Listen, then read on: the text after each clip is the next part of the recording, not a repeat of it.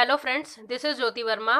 Today I am going to start with philosophy, philosophical foundation of education, जो इस subject का पूरा नाम है और हम ये पढ़ रहे हैं फर्स्ट सेमेस्टर में, BEd first semester IP university. इस सब्जेक्ट के अंदर हम 2 यूनिट पहले कवर कर चुके हैं और हम तीसरी यूनिट स्टार्ट कर चुके हैं। तीसरी यूनिट के अंदर हम 2 पॉइंट्स पहले पढ़ चुके हैं जिसका नाम था मीनिंग ऑफ नॉलेज, यानी जो हमारा अर्थ है ज्ञान का अर्थ। नेक्स्ट हमने पढ़ा था रीजन एंड बिलीफ, जिसमें है तर्क और विश्वास। तो आज हम इसके अंदर पढ़ेंगे सोर्स ऑफ नॉलेज। जैसा कि हमने मीनिंग ऑफ नॉलेज क्लियर कर लिया था कि नॉलेज का अर्थ क्या होता है, ज्ञान का अर्थ क्या होता है, और आज हम देखेंगे सोर्स ऑफ नॉलेज, कहाँ कहाँ से हमें ज्ञान प्राप्त होता है। बेसिकली अगर हम देखें कि ज्ञान कहाँ कहाँ से हमें प्राप्त होता है, तो सबसे पहले बच्चे के जन्म के बाद क्या होता है कि वो अपने घर में, अपने समाज में रहता है। घर से उसे नॉलेज प्राप्त होती है। धीरे धीरे जैसे जैसे वो बड़ा होता है वैसे वैसे वो हर चीज के बारे में सीखता है। जो जो नई चीजें आप उसके सामने करेंगे वो चीजें वो सीखेगा।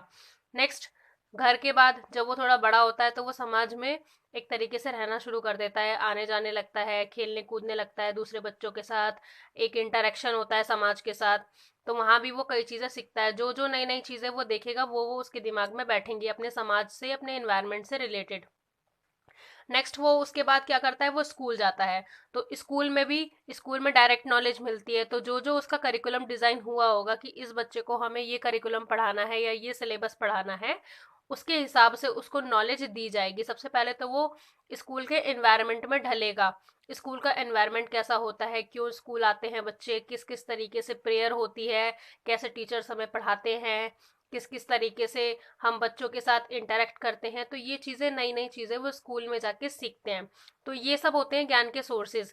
स्कूल में जाने के बाद क्या होता है, बच्चे पुस्तकों से और किसी भी टीचर ने कुछ बात बता दी तो उससे नॉलेज गेन हो गई। कोई भी नई बात उनको सुनने को आई तो वो उससे एक तरीके से उनको ज्ञान प्राप्त हो गया।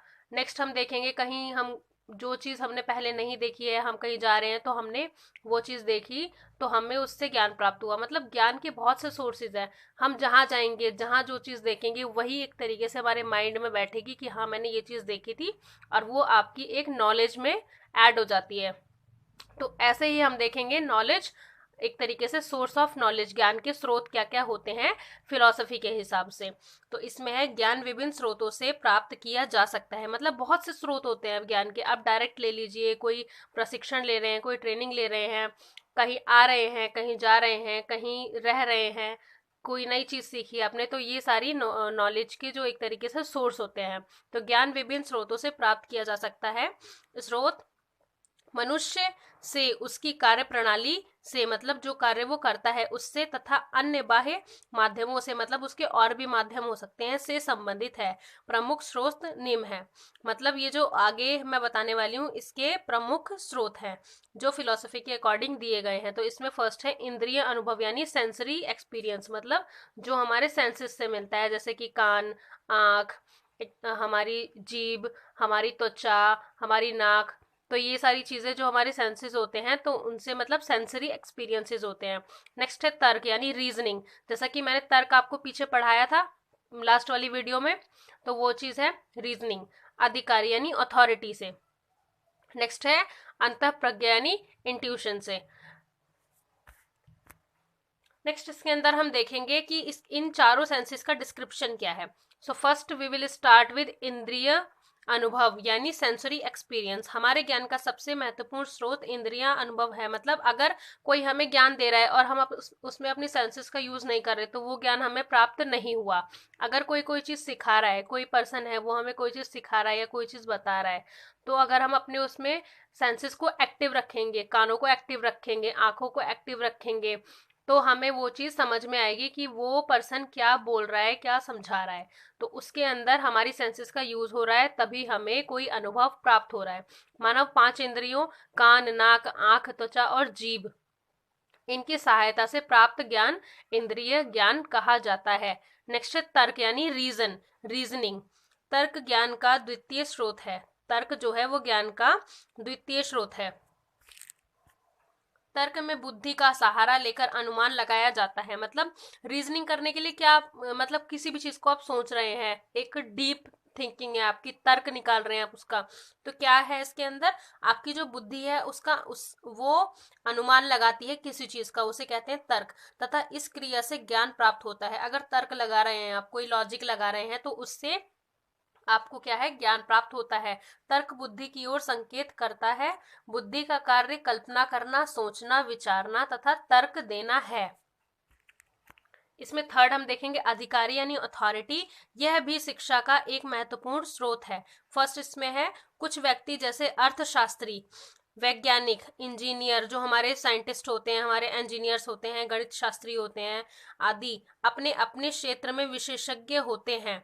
मतलब उनके अंदर एक विशेष पावर होती है कि वो उन चीजों के बारे में पूर्ण ज्ञान रखते हैं, पूरी नॉलेज रखते हैं, उसके विशेषज्ञ होते हैं। विभिन्न विशेषज्ञ व वैज्ञानिक अपने प्रयोगों के आधार पर, मतलब अपनी जो प्रैक्टिकल्स होते हैं, जो वैज्ञानिक होते हैं वो अपने प्रैक्टिकल्स के आधार पर अपने नियमों व सिद्धांतों के अधिकारी बन जाते हैं। मतलब अगर उन्होंने किसी नियम को बनाया है, कोई सिद्धांत है उनका, किसी चीज को उन्होंने प्रैक्टिकली किया है और उसका एक रीजन है उनके पास कि ये प्रैक्टिकल क्यों सफल रहा, और उनके पास एक प्रूफ है अपने प्रैक्टिकल को सही दिखाने के लिए, तो उनके पास एक उसका कॉपीराइट हो जाता है, एक अधिकार हो जाता है, एक अथॉरिटी हो जाती है। नेक्स्ट देखेंगे हम इसके अंदर अंतः प्रज्ञा यानी फोर्थ जो हमारा ज्ञान के स्रोत के अंदर पॉइंट है, अंतः प्रज्ञा यानी इंट्यूशन। तो इसमें है, अंतः प्रज्ञा हमें हमारा सिद्धांत या आधारभूत प्रमाण देता है, जिसके आधार पर हम विश्व के तार्किक सिद्धांत का निर्माण करते हैं। यह ज्ञान एक तरह की अंतःकरण की आवाज है। तो यहाँ हमने चारों चीजें पढ़ी, चारों टॉपिक्स पढ़े, चारों स्रोत पढ़े, चारों सोर्सेस पढ़े। नेक्स्ट इसके अंदर हम देखेंगे कुछ सिद्धांत, यानी इसके अंदर मेन हमारे दो सिद्धांत हैं वो हम देखेंगे। एक है रैशनलिज्म यानी बुद्धिवाद। एक तरीके से इसके अंदर हम पढ़ेंगे कि ये सिद्धांत क्या है, बुद्धिवाद क्या है। तो फर्स्ट इसमें हम देखेंगे, इस सिद्धांत के अनुसार वास्तविक ज्ञान का स्रोत तर्क चिंतन है, मतलब तर्क के आधार पर है।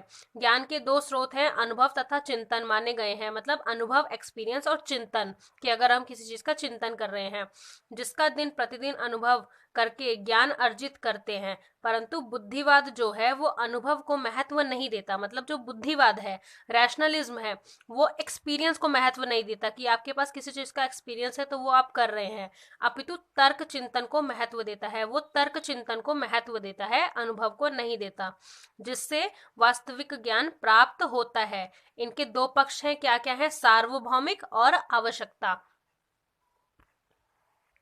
नेक्स्ट हम देखेंगे कि अनुभववाद क्या होता है, एप्रिसिज्म क्या होता है। इसके अंदर है, अनुभववाद को ज्ञान मीमांसा का सिद्धांत किया जाता है। मतलब ये एक एपिस्टेमोलॉजी का प्रिंसिपल है। इस सिद्धांत के अनुसार ज्ञानेंद्रियों के अनुभव को ही ज्ञान का एकमात्र स्रोत माना जाता है। अनुभववादी बुद्धि एवं तर्क चिंतन को ज्ञान का स्रोत नहीं मानते। ज्ञानेंद्रियों के अनुभव की व्यवस्था से ज्ञान का विकास होता है। सो फ्रेंड्स, आज हमने पढ़ा source of knowledge. I hope आपको समझ में आया होगा। I want to repeat it again. तो इसके अंदर हमने देखा था, ज्ञान विभिन्न स्रोतों से प्राप्त किया जा सकता है। स्रोत मनुष्य से, उसकी कार्यप्रणाली से तथा अन्य बाह्य माध्यमों से संबंधित है, जिसके प्रमुख स्रोत मैंने बताए थे आपको, इंद्रिय अनुभव, सेंसरी एक्सपीरियंस, तर्क, रीजनिंग, अधिकारी अथॉरिटी, अंतः प्रज्ञा यानी इंट्यूशन।